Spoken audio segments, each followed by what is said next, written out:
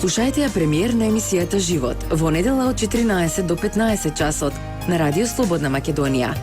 За семејните, моралните и социјалните вредности за вас во живот зборуваат доктор Крсте Маљановски и Рашела Гинова Карафиловски. Живот на Радио Слободна Македонија. Во неновото издание на Живот сме на фреквенциите на Радио Слободна Македонија со доктор Крсте Маљановски. Добро ни дојдовте и денеска. Добар ден. Уште од раѓањето човекот има свои права, во најраниот период детството се познати како права на детето. Денеска зборуваме за правата на децата, меѓутоа од областа на социјалната заштита.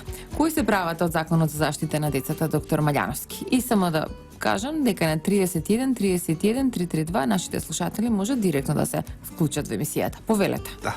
Како и секоја држава во светот, така и нашата има една лепеза на права, односно детските права во областа на социјалната заштита. Права кои со единствена цел да помогнат во правилниот развој и образование и начин на живење на нашите деца. Јас во оваа прилика би сакал да ги напоменам оние главните права, а тоа се детскиот додаток, посебниот додаток, еднократната парична помош за новороденче, родителскиот додаток за дете и родителскиот додаток за четврто дете.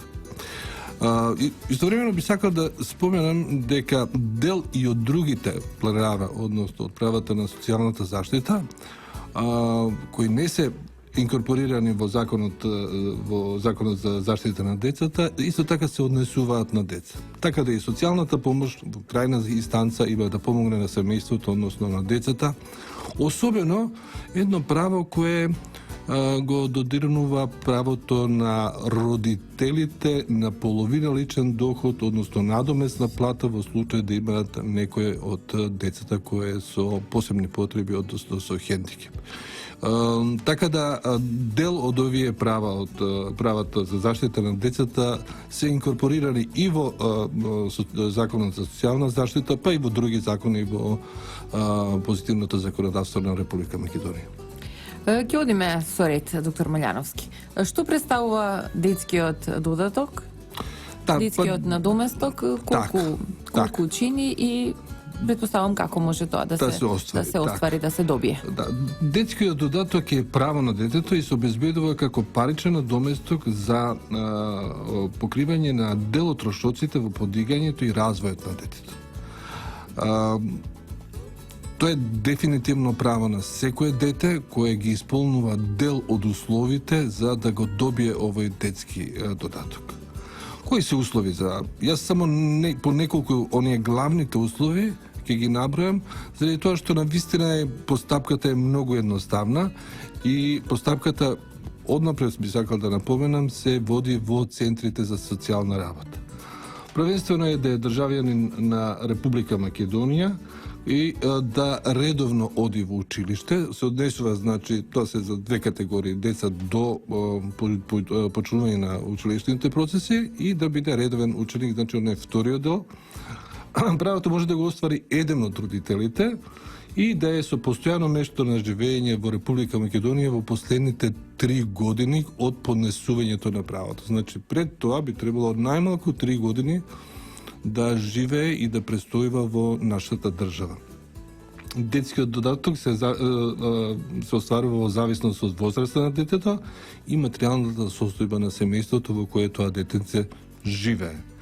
Материјалната состојба на семејството се утврдува врз основа на приходите на семејството и бројот на членовите во семејството. Тоа е, јас не би сакал да ги споменувам членовите од законот, значи тоа е членот 21, 27, 29, каде што децидно се наброени условите под кои би можело да бидат да се оствари ова право.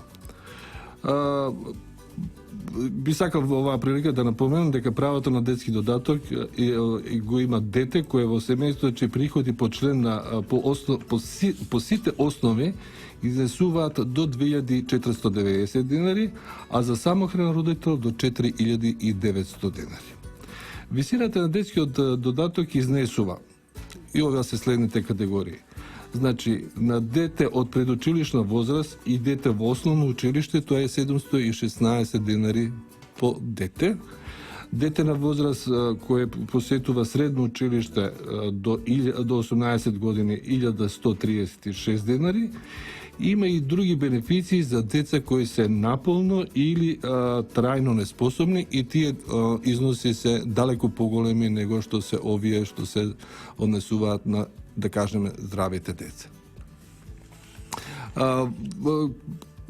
Велам дека едноставна постапката, значи луѓето има формулар за барањето, се поднесуваат документите во Центар за социјална работа и врз основа на личниот доход, односно материјалната состојба на семејството, се утврдува висината на детскиот додаток, возраста на детето и бројот на децата и бројот на членовите на семејството во кои престојува детето. Ќе спомнеме за кои деца. Да. Е ова наменето, нели?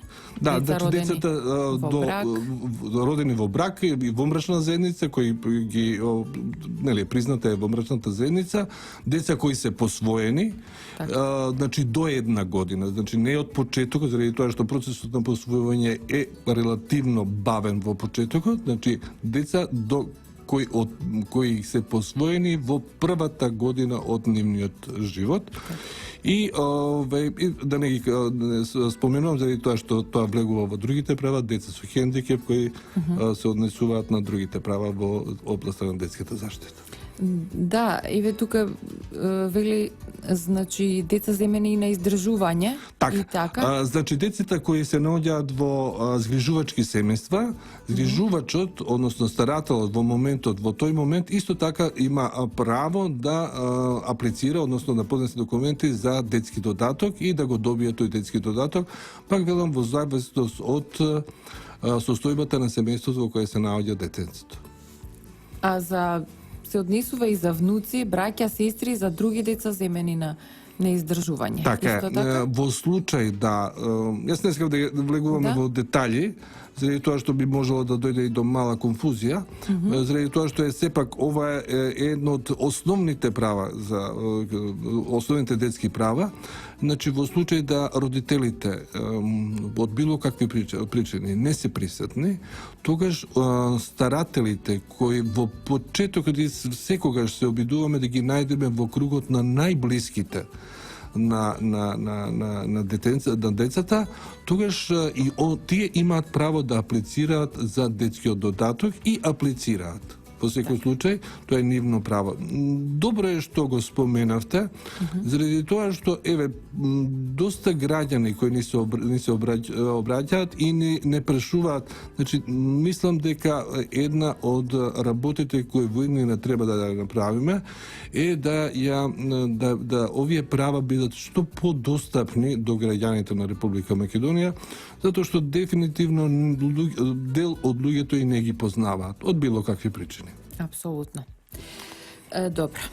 Дали завршивме, доктор Мајановски, со детскиот додаток? Имате уште нешто? Тоа е во врска со детскиот додаток. Да, зашто сега би зборувале веќе за посебниот додаток. По што се разликува од детскиот додаток, што представува? Баш по насловот како што кажувам, тоа е посебен додаток, тоа се однесува за деца со пречки во телесниот, менталниот развој или комбинирани пречки до 26 годишна возраст.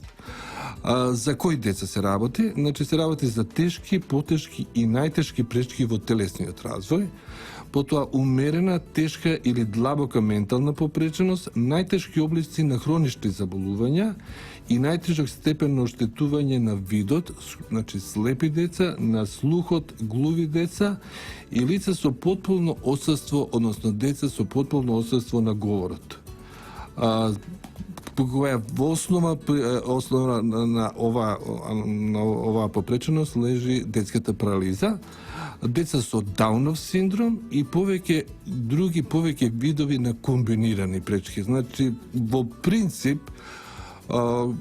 например, кога ја споменуваме умерената, тешката и длабоката ментална ретардација, најчесто Со ова ретардација доаѓаат и други пречки во правилниот и нормалниот психофизички развој. Од тие причини ги велиме дека се овие и комбинирани пречки на развој. Каква е постапката? Откако ќе се утврди, диагностицира дека детето е со некаков хендикеп, со упат кој се добива или од матичниот лекар, или во случај да не е здравствено осигурено детето од центрите за социјална работа, се утврдува степенот на попреченост на детето во Заводот за ментално здравје или во неколку комисии кои се наоѓаат на територијата на Република Македонија. Со тој наот и мислење, кој се добива и по службена должност и на рака, преку центрите за социјална работа се остварува ова право за посебен додаток кој изнесува 4202 денара согласено со трошоците на живот во Република Македонија, која излегува преку Републичкиот завод за статистика за секоја година, и ова право значи се остварува преку центрите за социјална работа и средствата се добиваат на име на старателот, заради тоа што дефинитивно дел од овие деца не се способни, пошто се прво малолетни. Малолетни го кажуваме од причина што ако за нормалната популација полнолетството започнува од 18 години, кај овие деца со прилично забавен ментален развој, таа граница е померена до 26 години. Ова право го велиме посебен додаток, кој за жал после 26-та година поминува во додатокот за туѓа нега, единствено се трансформира. Ништо не друго. Кога би било медицината понапредна и кога овие деца би евентуално оздравеле или би напредувале во својата психофизичка состојба, тогаш би требало да се укине, меѓутоа за жал на медицинските науки не се до тој степен развиени за да можат да помогнат, така да најчесто ова право преминува во туѓа нега. Не е ништо потребен од посебен додаток. Значи фактички е износот исти, меѓутоа во категоријата на возрастни, веќе од 26 години, иако интелектуалниот статус и здравствената состојба, односно телесните инвалиди, дефинитивно остануваат во тие граници. Зборуваме за правата од Законот за заштита на децата со доктор Малјановски во најновото издание на Живот. Дали да направиме тука една кратка пауза? Па да продолжиме. Режија дали може? Може. Ајде, накусо ќе се одмориме. Слушајте ја премиер на емисијата Живот во недела од 14 до 15 часот на Радио Слободна Македонија. За семејните, моралните и социјалните вредности за вас во Живот зборуваат доктор Крсте Малјановски и Рашела Гинова Карафиловски. Живот на Радио Слободна Македонија. На Радио Слободна Македонија сме со најновото издание на Живот со доктор Малјановски. Зборуваме за правата од Законот за заштита на децата. Го споменав медицкиот додаток и посебниот додаток. Сега одиме на една друга тема. Што представува доктор Малјановски еднократна парична помош за новороденче? Да, едно од правата кое во минатото па и сега трпи некакви измени и планираме да трпи такви измени. Ако во минатото се дава беби пакети, државата во последните неколку години тоа го има изменето и дава еден материјална надокнада од прилика 5000 денари. Тоа е за децата кои се новородени, за сите деца на територија на Република Македонија, за првородените деца, и исто така се однесува и за децата кои до првата година од својот живот се посвоени.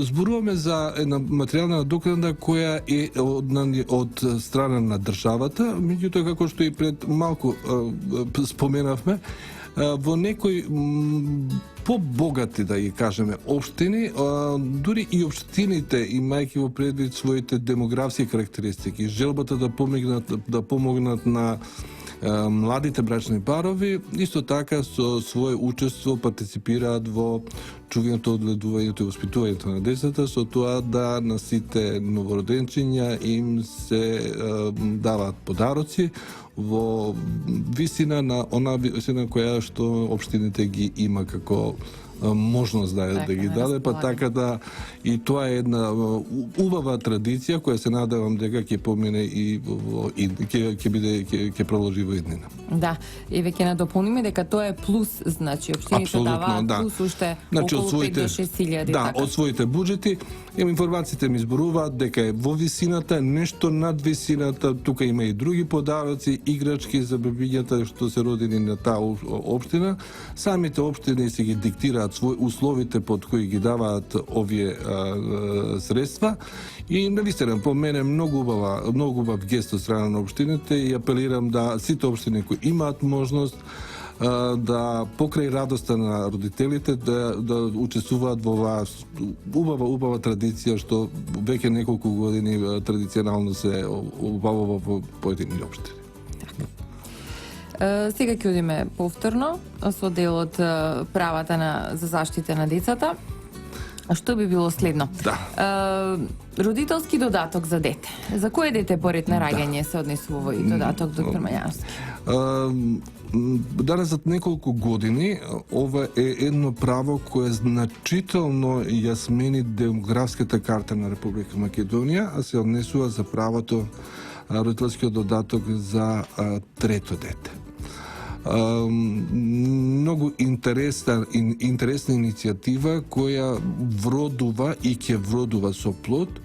Во минатите неколку години веќе се однесува ова право го користат над 22.000 деца, бидејќи се работи за трето дете во семејството, родено од една мајка.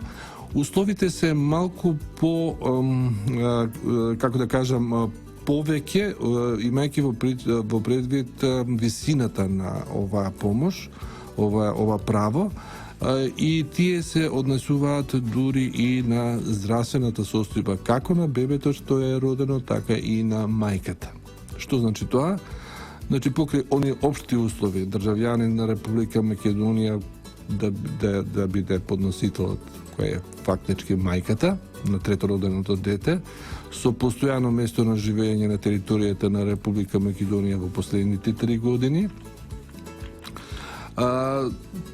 Има и некои други по-специфични услови, како, например, што се да предходните две деца не биле сместувани во установи од областта на социјалната заштита, значи не биле ставани по друго старателство, да не е одземено старателството, да предходно мајката била редовно на гинеколошки прегледи, зашто би требало да има соодветна документација, да детето во првите месеци биде вакцинирано со соодветни вакцини, да понатека да детето редовно мора да се школува и да редовно се носи документација еднаш во годината за здравствената состојба, како и за школувањето на детето.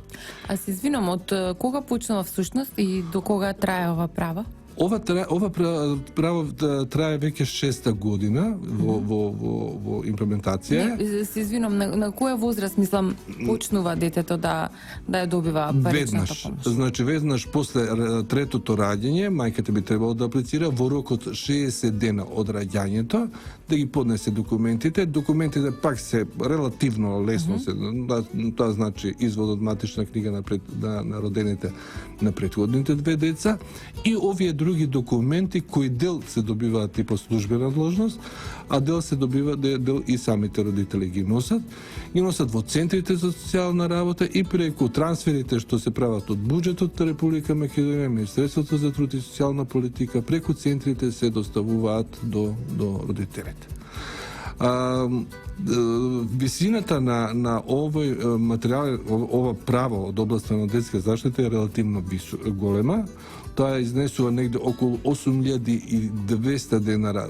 Се менува во зависност од вкупните трошоци што се кажуваат секоја година на ниво на држава.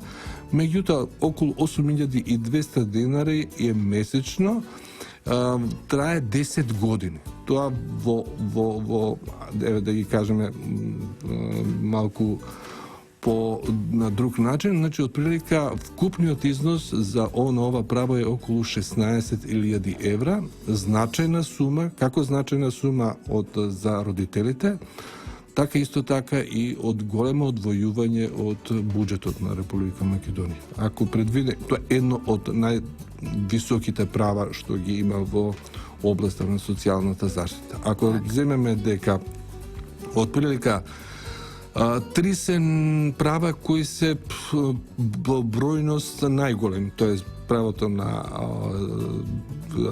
социјалната парична помош, значи кој опфаќа отприлика околу 30.000 луѓе, правото за туѓа нега кој е отприлика околу 20 и нешто илјади и ова право кое веќе достигнува бројка од 22.000. Меѓутоа, ова право е на вистина право кое со гордост го имплементираме, заради тоа што се полека очигледно ги дава резултатите во областа на демографската политика на државата и полека таа демографска карта се позитивно се менува во смисла на ново население, во смисла на помош на семејствата во чување, негување и одгледување на повеќе детните семејства. Јас не би сакал во оваа прилика да ги зборувам и други бенефити во однос на вработување на родителите на овие повеќе детни семејства, како и другите и плановите што ги има владата на Република Македонија, кои во иднина веројатно ќе бидат имплементирани и во нови законски прописи, се со цел да се помогне на овие семејства каде што има повеќе деца. Значи, зборувавме за родителскиот додаток за дете, во случајов за трето дете, и еве само да надополниме, во случај мајката да не е жива, да го напуштила детето или од оправдани причини, да е спречена непосредно да се грижи за детето, правото наместо мајката го наследува таткото. Може и таткото ако ги исполнува условите. Ако ги исполнува условите за ова право. Така. Добро. Што е со родителскиот додаток за четврто дете? Така, има и такво нешто, да, не? има и такво нешто, значи уште и ово право кое е исто така од релативно понов датум, значи уназад 4-5 години. На кого се однесува? Се однесува на мајката која се грижила за децата до нивна 18 година, од годишна возраст, која е невработена и не користи право на пензија по наполнување на времето, односно годините за нормално пензионирање, што овој момент значат 62 години. Што тоа значи? Тогаш мајката од државата ќе добие додаток, родителски додаток во висина од 8.000 денари, кој исто така подлежи на промени, во позитивна смисла, нагоро значи. А тоа значи дека жена која била, еве да кажеме наједноставно домаќинка, која нема работен стаж, која одгледала 4 деца, државата на еден начин се и возвраќа со правото за четврто дете, односно ако е родила 4 дете, во висина од 8.000 денари како еден вид материјална надокнада, не ја кажам пензија, затоа што не е пензија, затоа што не е заработена во работните процеси, туку едноставно е била дома со своите деца. Така, значи разликата е не ја добива помошта детето, туку со четврто дете мајката ја по добива 62-та година. Да, значи се грижила за сите 4 деца се грижила до нивната 18-та година. Тоа е условот и значи мајката после 62-та година од својот живот ја добива оваа материјална надокнада за децата. Така. Добро, може да направиме еден краток джингл, да слушнеме еден краток джингл тука, а потоа ќе одиме со една малку за нијанса по инаква тема, повторно зборуваме за правата за заштита на децата. Слушајте ја премиер на емисијата Живот во недела од 14 до 15 часот на Радио Слободна Македонија. За семејните, моралните и социјалните вредности за вас во живот зборуваат доктор Крстја Малјановски и Рашела Гинова Карафиловски. Живот на Радио Слободна Македонија. Така е, во премиерното најново издание на Живот сме со доктор Малјановски. Зборувавме за детскиот додаток, за посебниот додаток, за додатокот за трето дете, за родителскиот додаток за четврто дете, а сега ќе зборуваме за правата кои се добиваат за сместување во згрижувачки семејства. Какви се всушност, доктор Малјановски, овие права? Самиот наслов кажува за една форма на згрижување, а тоа се формата згрижувачки семејства. Оваа форма на секаде во светот можам словно да кажам дека во последно време, последните неколку години се и кај нас е изразит фаворит во згрижувањето. Зошто? Заради тоа што дефинитивно сите конвенции за правата на децата зборуваат дека институциите од областа на социјална заштита не се соодветна форма за згрижување за разлика од другите форми на згрижување. Во минатото оваа форма скоро и да не беше воведена во пракса и можам да кажам дека последните 15 на години ја добива својата права величина, заради тоа што зборувам величина, заради тоа што сметам дека е една од најхуманите и најсоодветни форми на згрижување на деца, првенствено на деца без родители и родителска грижа, а потоа на деца со хендикеп, деца со воспитно-социјални проблеми и на прагот на малолетничката деликвенција. Институционалното згрижување покрај големиот број на добри страни има и страшно негативни. Светот и препораките од сите релевантни фактори се да овие институционални форми што е помалку бидат застапени во секоја држава, па и во нашата. Јас и во минатата емисија кажа дека една од нашите најголеми интенциите на владата е процесот на деинституционализација на сите облици на вакво живење. Меѓутоа, кои се алтернативните? Алтернативната е една од овие, значи згрижувачките семејства, малите групни домови. Кога зборуваме за мали групни домови, ни најмалку тие не би требало да личат и не личат на институциите. Кога зборуваме за мал групен дом, кој во моментот во Македонија ги имаме два, тогаш зборуваме за домови во кои има најмногу 5 деца. Што е разликата? Разликата, за разлика од институциите, згрижувачките семејства и малите групни домови, во оваа прилика ќе зборуваме за згрижувачките семејства, се семејства кои би требало да ликуваат најмногу на природните семејства, каде што децата би требало да растат.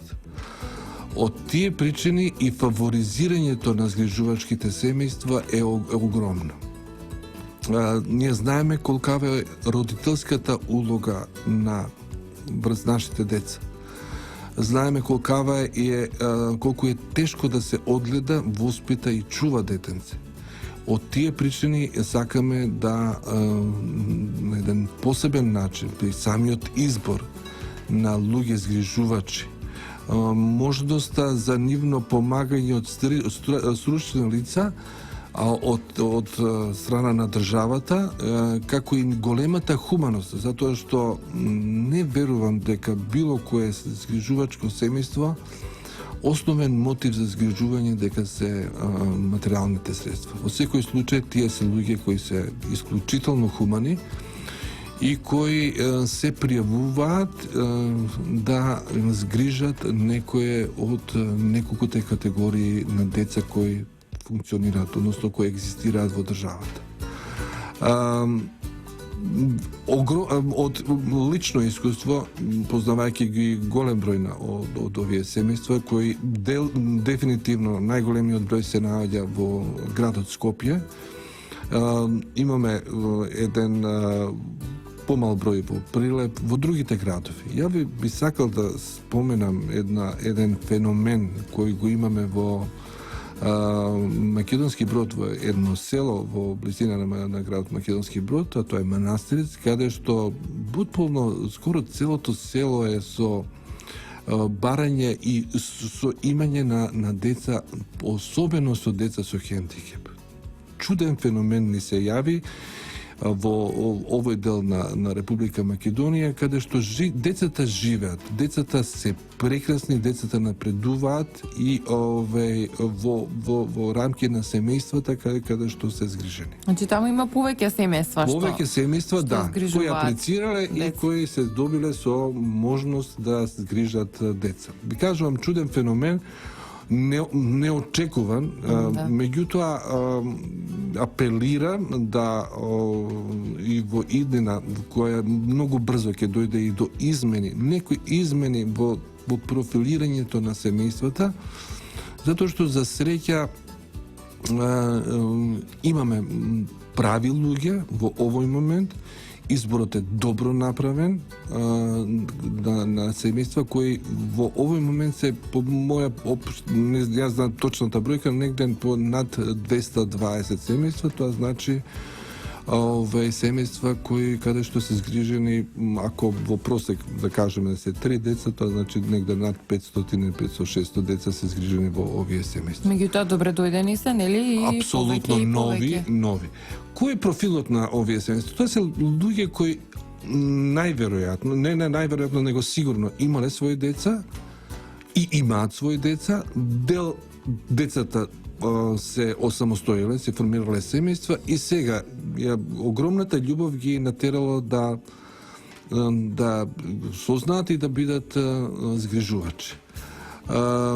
Постапката за згрижување се обавува преку Центарот за социјална работа, тоа значи дека не треба да бидат постари од 65 години луѓето што аплицираат, треба да бидат психофизички здрави, не треба да бидат осудувани по било каков основ, а посебно со злоставување на деца во тој дел, да имаат стамбени услови, да се психофизички способни да чуваат, негуваат и одгледуваат деца. Те одат на курс, добиваат лиценца и за својот труд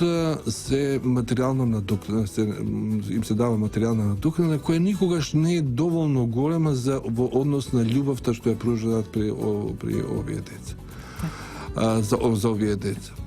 Колку може да биде возраста на детето пред да замине во згрижувачко семејство? Нема возраст, значи може од најмала возраст. Од најмала возраст да биде згрижуван. Ние имаме дури една форма на интервентни семејства, згрижувачки семејства, кои што се згрижувачки семејства за неколку дена, односно додека не се идентификува мајката или оставено детето, или најразлични процедури и кај што ги згрижуваме дури и бебиња, кои се буквално најдени на улица, буквално на железничка станица, автобуска станица или негде на друго несоодветно место, и додека не се утврди идентитетот на бебето, мајката или родителите, понатека преоѓа, ако веќе не постојат услови да си првенствено мајката да си го земе детенцето, тогаш го сместуваме во згрижувачки семејства. Секогаш изборот меѓу институција или згрижувачки семејства мора да биде згрижувачкото семејство. Во случај на најразлично нефункционирање на родителите, понудата во секој случај првенствено е на најблиските. Значи, најблиските од страна на мајката, што евентуално морала да ги остави, или во, не дај Боже, несреќен случај, по најразлични причини, погинала или не е способна да се грижи, се наоѓа на издржување на некаква казна, она или таткото, или најчесто заедно, или, не дај Боже, на некој подолго трајно лекување. Велам, условите се прилично ригорозни, заради тоа што сепак се дава дете на чување, одгледување. Покрај материјалниот додаток што се дава за изгрижување на овие деца, овие секогаш се опфатени и со некаква друга помош во натура, помош во, како што и самите рековте, на овие на дел од овие им следуваат и други материјални надоместоци кои добро ги знаат и добро се запознати согласно позитивните законски прописи.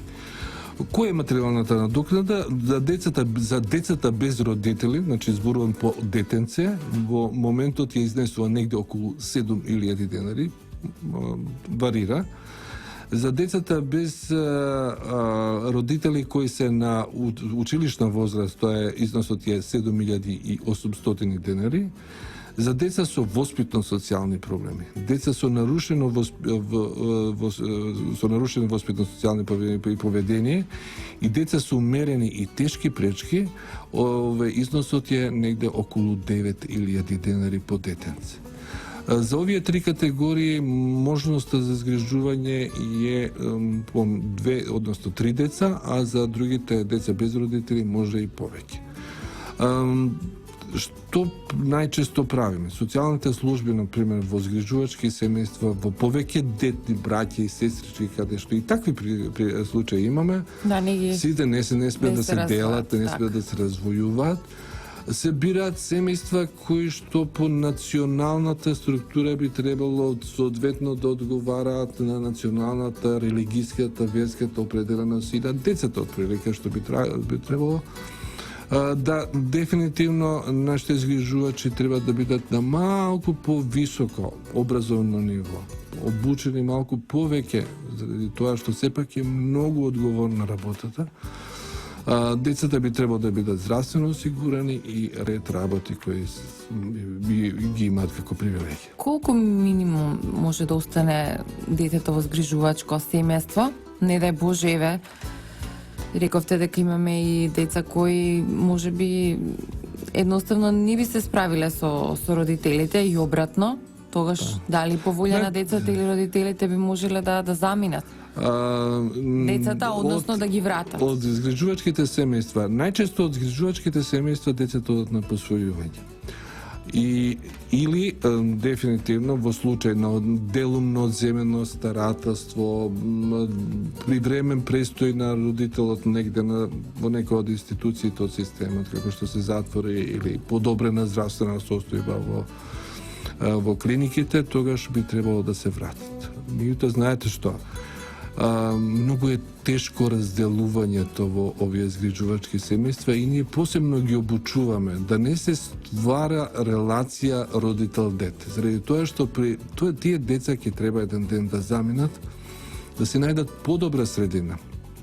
Подобрата средина е најчесто преку посвојување. Ако детето може да оди на посвојување, во секој случај, оној престој што бил ке згрижувачот во тој момент се прекинува и се дава детето на посвојување.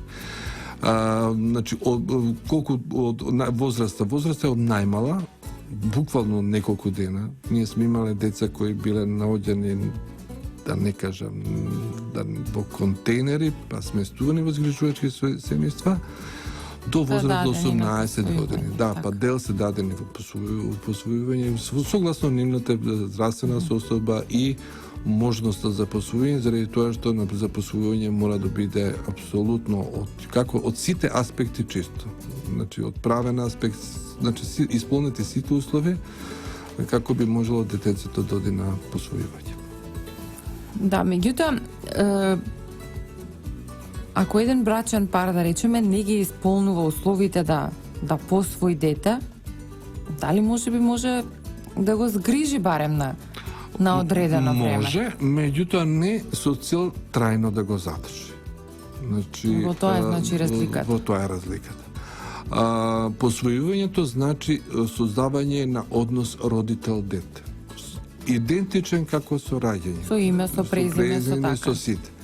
Овде детето си го задржува својот идентитет, значи има еден однос на државата према згрижувачкото семејство, каде што државата плаќа односно да дава материјална надокнада на згрижувачките семејства. Во однос на посвојувањето државата не го дава тоа.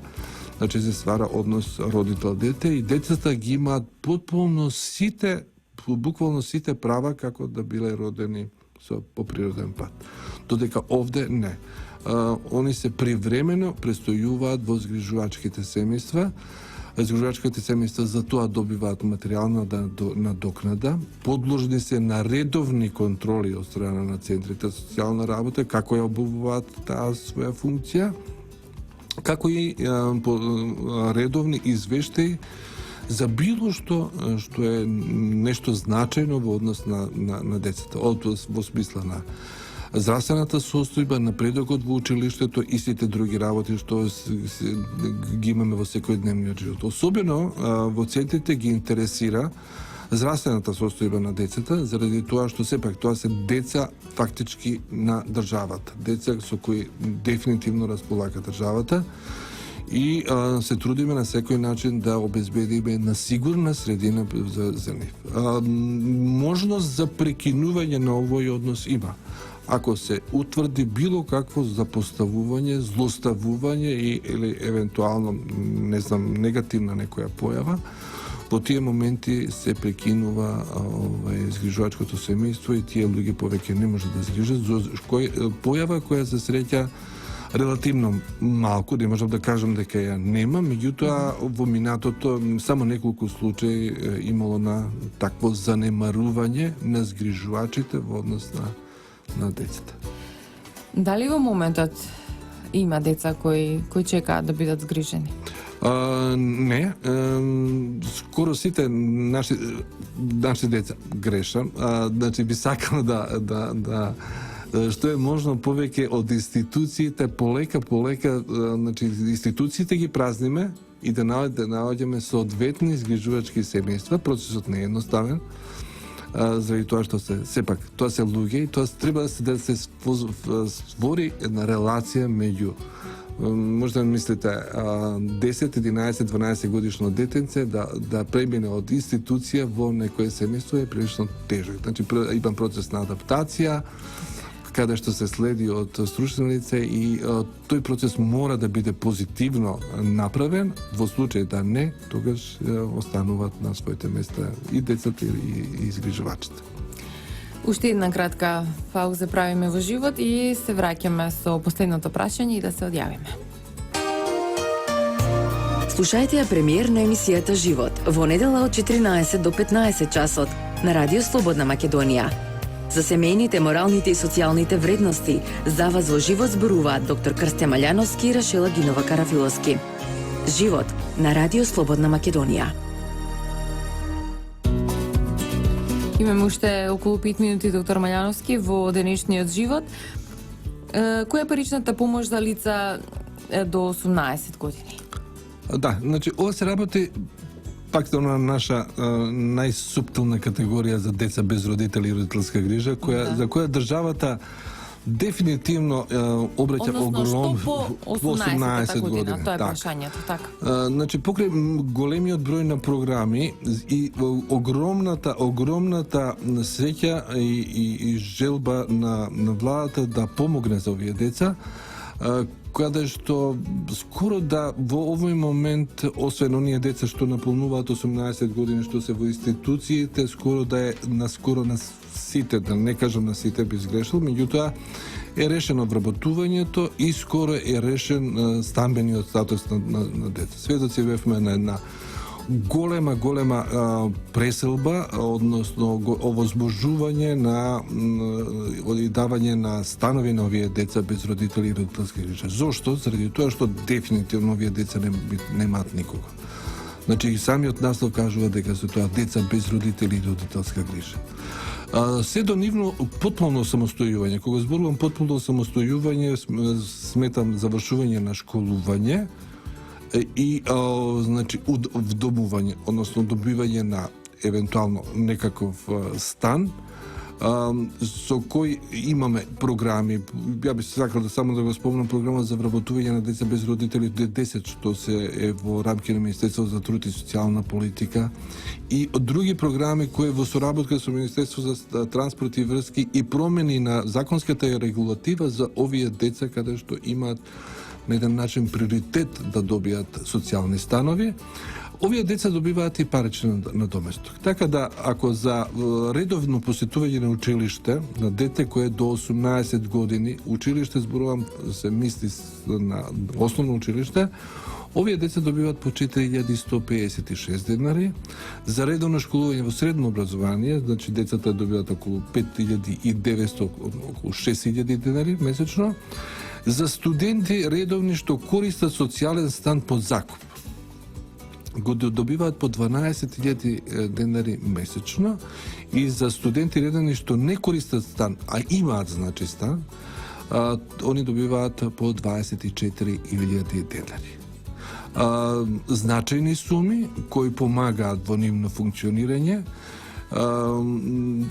Буквално сите сме на колонети кон овие деца. Овие деца се дел од нас. За несреќа нивна останале без своите родители, и државата смета дека на овој начин, со овие парични надоместоци, покрај огромното друго внимание, помошта во сите аспекти на живот, смета дека ќе може да помогне во нивно нормално израснување на едни добри граѓани на нашата држава.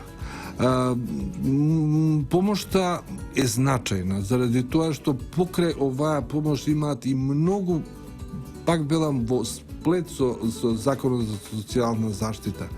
Ова се деца наши миленици, деца кои, како последно нешто што во овој момент ми паѓа на памет е дека во рамки на домот за деца без родители 11 октомври се гради спортска сала која не е само наменета само за овие деца, туку и за околината и за нивните комши во соседните згради.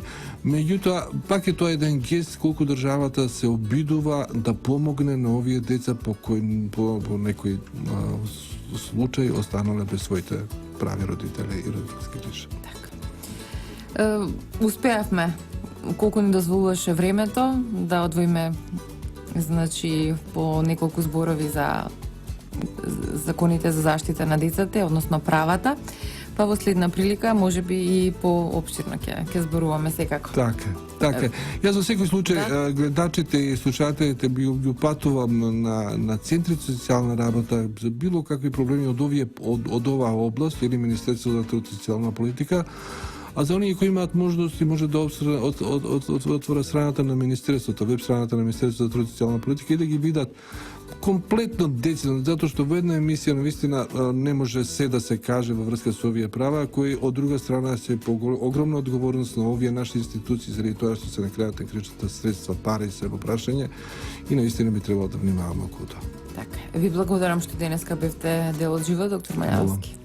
Се одјавуваме. Трговско радиодифузно друштво, Радио Слободна Македонија.